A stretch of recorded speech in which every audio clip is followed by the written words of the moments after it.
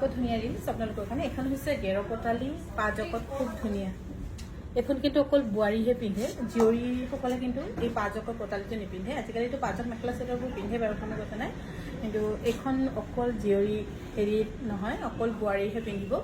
এনেকৈ ধৰক যিটো আমাৰ এতিয়া কিবা বিয়া সকাম কিবা হ'ল বা নতুন বোৱাৰী হ'লেও এনেকৈ পিন্ধি বস্তুটো এনেকৈ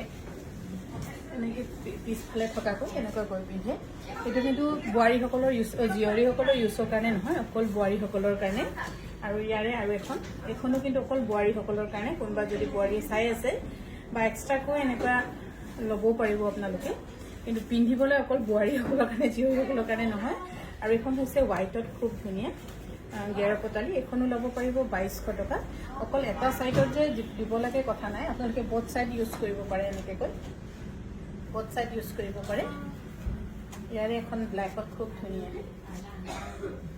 2200 টকাত ল'ব পাৰিব, খুব ধুনীয়া। 2200 টকাত ল'ব পাৰিব। চাবি ক'ৰবাত জোনালী হৈ জ্বলাইছিলে নহয়।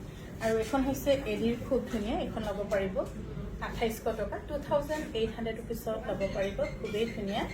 যদি ভাল পাইছে স্ক্ৰীনশ্বট লৈ আমাক যোগাযোগ কৰিব পাৰে।